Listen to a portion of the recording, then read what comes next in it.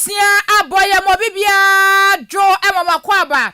edeba ahenkan 93.3FM sabraso se sema wodu asisi o mama na dwo da yesi adwade be so mo se nwumre no sia kan kase na de obetie bi ne se kane mrase badwani edema ade hye wono ewo akwatia beto apeso so opemante wononyafo baba jama ade atudwa kire na dwen papa ade afa Supreme Court one ruling ya watches a first deputy speaker timin to abano na asam kroya enso enwono namsubi amadom kasia na wamra sebadwafie no anu dani enso na no atumbia wo kire mu se eye ora emra sebadwa mu chamehene aban babin ensem ono so de betu dwade fa ruling no ho no entwa yi wansanfufuro mu no kane asantemantemo esoafo wo ho ora Samuel Sapo de atudwa ya watches owura kwadwebonsu opese wo beye obeto franka ade ma endi samani okono ebeye won pe bi nkodesa so oni vision bia opanyin bia na ni egusuo anase ogusuo abontoa asa MPP amanyeko benya mmugidie na wamato abama na agini so metwetwefo opanyin fama MPP amanyeko no de atodwa kire mu se ebra so se MPP amanyeko no panyimfo trase eye hyehye ebetimi aboa eye grassroots fo no enso Semne doso pa na nwumre ya boaboa no akekese ne de afri kwadwa pa newsroom ya baba tena maame ekuya Frakoma studios obatampa ye bedwudwam ede ama se nwumre no sia kan kase awie nwumre ya boafo eye ODI electronics to home appliances ya baba panti ya na wakwaje wode Bimpo ma Plaza Hotel tamadane ne patam hotel a etiapo eno no na afi Asenso limited K Asenso eka on sanso ena kwaku asiedu herbal center and prayer camp anwumrei wanum adaroma ena omo adom aboye do manmu ensem eba besom wo na odie na chi wa be fontentan so abo Facebook live eye ahenkan 93.3 FM di achi ewo wanum wadaroma se waduru wanum a wotirimu po asem de otusu efa kasebo wona ka mamika be kasebo etu so kira wadwene na afi wa hye ama hofra so atimi anya bi ahwe mo se waye ne sa ade amaye wo YouTube eye ahenkan 93.3 FM waduru won so a wadaroma tura kokko bi na wona se subscribe fansa team so na subscribe back ebusuako ne ho na entimi enso emboye ye pa 0594841044 wajen channel de faso na bakan yen se back kan se de otra ye na de ba ye pepe www.ahenkanfmonline.com kasebo no enam won ma kwa ensema wo doso yatintim bi ade agu abetimi akenkan bi anwumre yi wakenkanfo no ye banu adwen pa hene kofi mensa dwene papa na papa enti wanim kan mene anwofe trontrom na ha kama krokrowa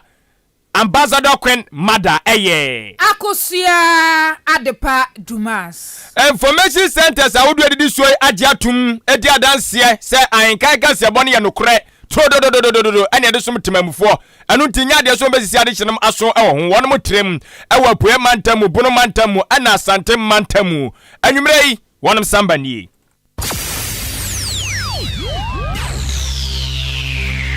Ahenkan 93.3 FM Akan Kasiebo ye bomua ya chibebia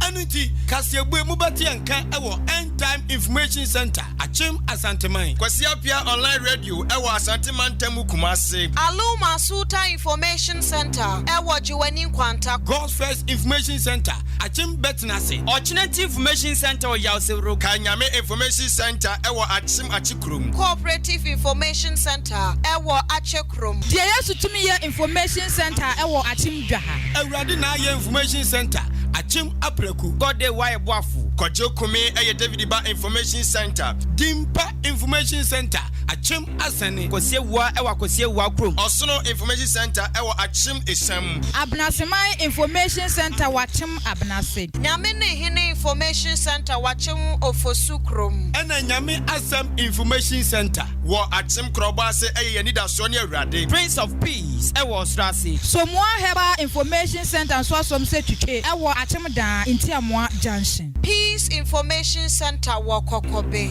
Eno Sewa Information Center ewa Achim Anyinase Kusam Information Center wachim Achiase Keka no Krobo eye Adom Information Center Peace Infobiz Watakrasi Tokuya Ebutu Achim Odumase Adwempa Information Center Ojinanko Jama North Chidom Information Center ɛwɔ Achim Adubiase. Bono Mantemu Abapa Information Center. Goka. Sumnyame Information Center ɛyɛ Chirimenken. Nyankuma Ase ɛyɛ Nanapia Information Center. Dai Kingdom Come a Police Zevo. Asioko Jama no Bono Mantemu ɛyɛ Duapa Information Center.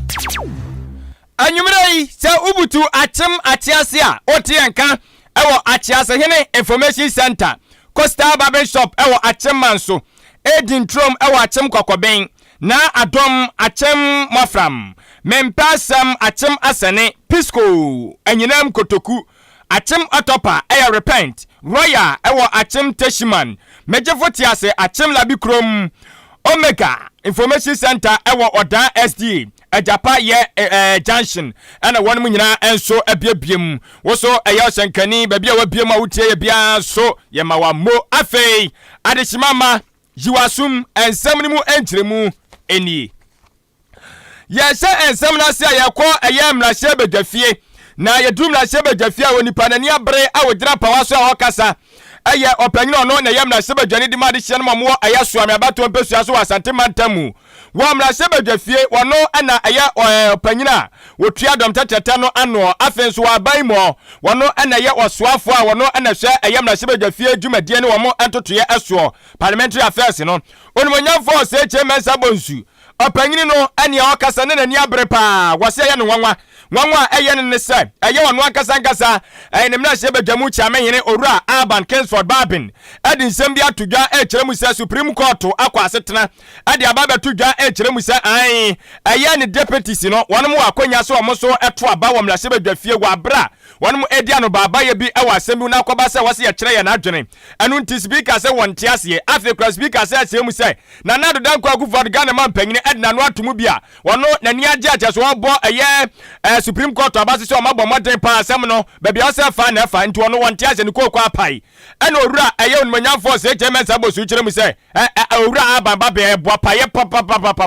papa no sebe mpradua weni oye ni da ho poni ena wo ye no na ebusan se ade na okasa wose ye owura ababa be de se miamini pa ma mekeka ma adwenche no esan se wono ani mpefe esa mamra ne ma ho kwan esa se obi eya bedekire na se bedwamu abedekire chame hina bedekire mumu a owakonya esa kobase ye dia no baba ye bi na kobase ye kyere ya na adwen na se mpo na tie akunya no so wabra adwentoato ne ekoso wakonya so kyere na adwen na so papa ibuapa ene wa hyeda pa katakatenani wa hyeda ye se obi a wada no ye nyane na wontie wose saa suban no eye suban bi a sebe mpaduasa ensa emfata entimi enso emwa no eye no wonwa bebre pa se nei emrase badwamu chamehene owura Aban Kingsford Babin wono sugusu a wakeka kansem bi toto ayampia ede kokoko ye asandi bia Supreme Court wo echem so mudwumade omudi ye no asade ankoye no wakansem bebre pi so adesimama mayentie bi. I had some discussions with the speaker. That's just 3 days ago. We didn't discuss this matter.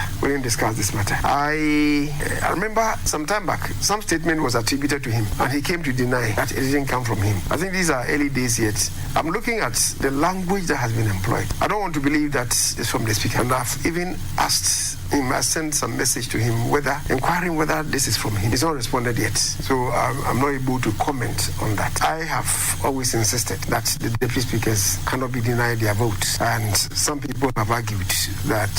they don't have a vote. So now that, to the extent that somebody, the general secretary of the NDC, even came in to say that as far as he was concerned, they don't have a vote, and if any one of them attempted to vote, that person ought to be administered slaps on the cheeks. I thought that was a most outrageous statement. But be that as it may, the courts have now come out to clear any cabos, any doubts on the mind of anybody that they have a vote.